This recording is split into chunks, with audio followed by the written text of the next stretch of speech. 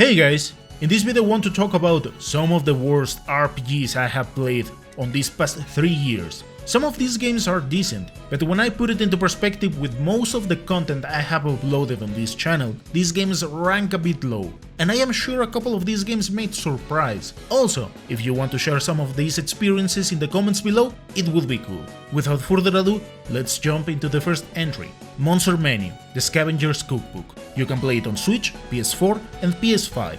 The story of this game can be easy to forget, because there is not that much premise. It is all about an adventurer who got lost and ate a weird looking fly in an attempt to stay alive. It is more than obvious that the idea backfired, and from that point onwards, it is all about escaping out of this maze. There is a bit of a story and lore here and there, but it is not that engaging, to be honest. Other issue this game had is that it was kinda silent for the most part, a bit ironic because I consider that its combat tracks are really good. As for the gameplay, the idea is to create characters with different classes. Some of these are traditional and some others quite unique for this game. What I liked about it is the kind of weird approach it tried to take, with strategic RPG elements, survival and roguelike, but its first 10 hours can be quite boring, because every fight it's really hard. So the best you can do is stay alive as much as possible, repair your stuff as you progress and cross fingers for good loots. On this front, there are crazy ideas because you need to manage your food really well, and battles can be rough. Once I got past those 10 hours, I was having fun on this game, but it can become a bit repetitive. On the next entry we have Blacksmith of the Sand Kingdom. You can play it on Switch, iOS, Android, Steam, PS4, PS5 and Xbox. This game narrates the story of Volker, a blacksmith who inherited the shop from his father, and his objective is to become an adventurer. The main issue with this story is that you can pretty much jump through many conversations because they can be perceived as idle chatter, so you can skip most of it and you are not missing on much. For the gameplay, the idea is to create different characters and jump into the fray, where you need to explore different dungeons, collect materials for your weapons, then sell them to increase your workshop level, otherwise you cannot keep on advancing, rinse and repeat through that process a lot of time. And I am just scratching the surface because the whole deal of forging and the convoluted menus can be exhausting, and it is within that repetitiveness that you may abandon this game. If there is something I enjoy a lot, it was fighting each boss in this game, and its post-content where these battles became much more meaningful.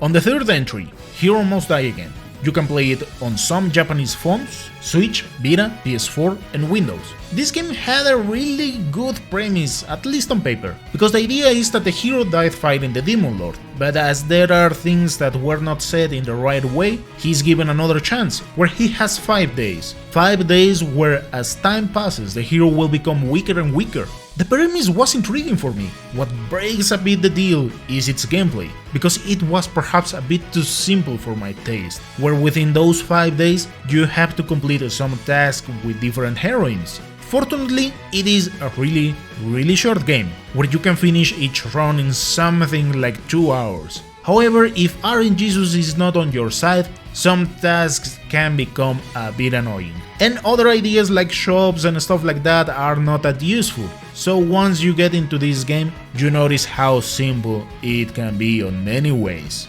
But for a fast playing session, it is good. On the fourth entry, Final Fantasy Explorers, found on the 3DS. Its premise is kinda simple, where explorers are looking for crystals, which are in easy terms source of life and civilization. So this group of adventurers need to fight monsters to get these crystals. Gameplay wise, it has been compared with Monster Hunter countless times, and yeah, on that end it is really similar, where you create your character as a freelancer, but further down the line you can have different classes or jobs, where the premise is gather materials and create equipment, so you can keep on moving forward. On paper it sounds okay, but at least for me, somewhere around 10 hours into the game, I was not having that much fun, and simply abandoned the game. On that front, I am not sure if I left a good game behind, or if I did the right thing. On the fifth entry, Labyrinth of Sangetsu.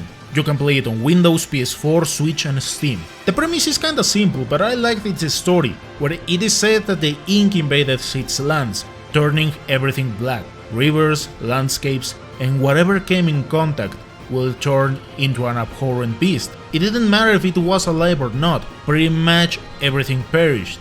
But one city, Aido, was the bastion where whomever had a skill in combat was welcomed. As many DRPGs, here the idea is to create your group of characters, but once I started analyzing this system in depth, I found that the character progression was gimmicky, because they can increase or decrease stats as they level up. If they died in combat, once you try to revive them, it is but pure luck if they revive or if they die.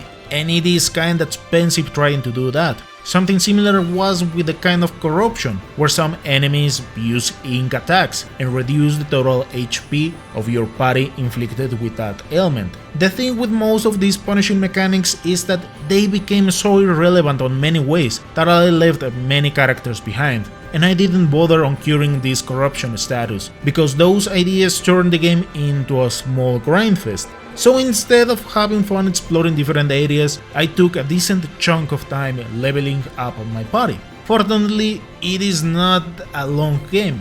At the end, I consider it decent, but with annoying mechanics. On the 6th entry, Pokémon Scarlet Violet.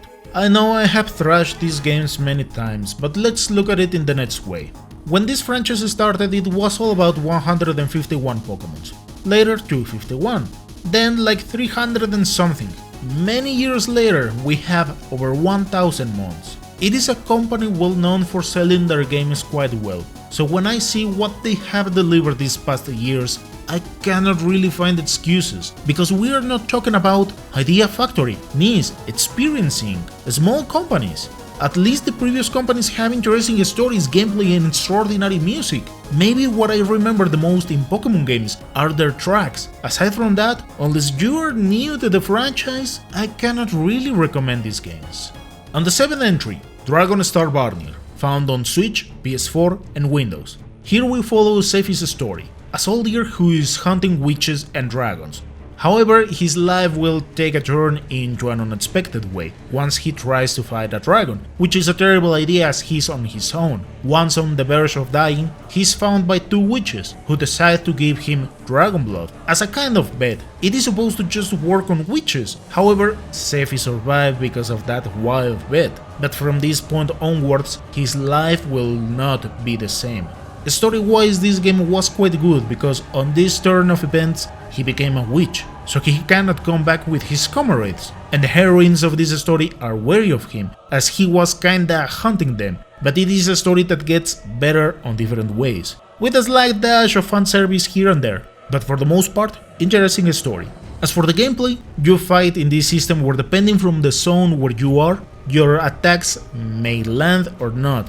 So every skill has a different area of effect, where part of the idea is not to completely beat the dragons, as they can be consumed, and by doing that you get those skills. So you can end up working each character on different ways, depending on what you devour. My only real complaint about this RPG was the technical issue the Switch version has, where sometimes it doesn't load the following areas if the background disappears. So if you committed the dumb mistake of saving once that happened, congratulations, that run is locked. Aside from that, this game wouldn't be on this list, because it is a bit above from decent. On the next entry we have Cry Machina. You can play it on Switch, PS4, PS5 and Windows. On this story we follow for the most part Leve's story, along many tragic events, where humanity had a quite a strong illness, and also a war in between, where humanity pretty much messed up. So Leve is supposed to be somewhat close to what a human is, getting the chance to be brought back into this new life.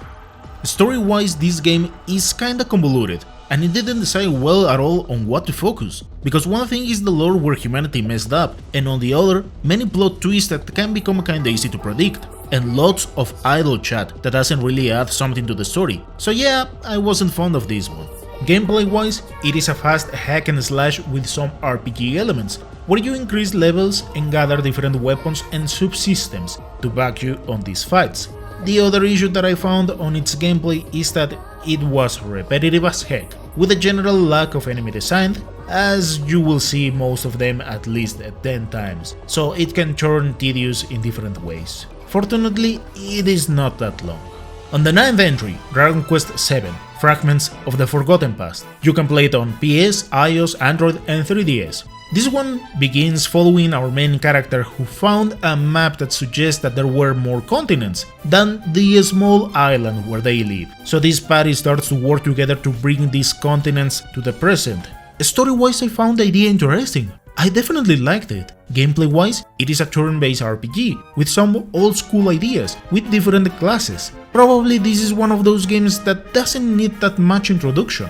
And on that front, I had no real issues. However, some of the puzzles around the game were so gimmicky that effectively this brought back old school RPG memories, where sometimes you talk to a rock that gives you a convoluted idea and then you need to go and talk to a random person to receive an item. So yeah, it didn't sit that well for me, to the point where I fell asleep many times. And that is when I decided that this game was not for me, so I cannot really say if it was good or not.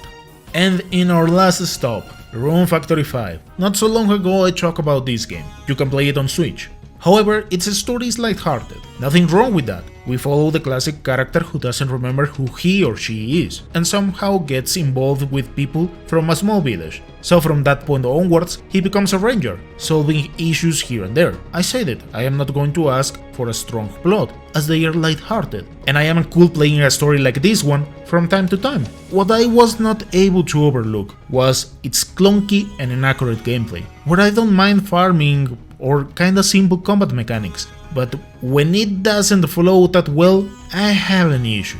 Combine that with lack of dungeon design and frame drops here and there, and sure, I finish it, but I cannot really recommend it.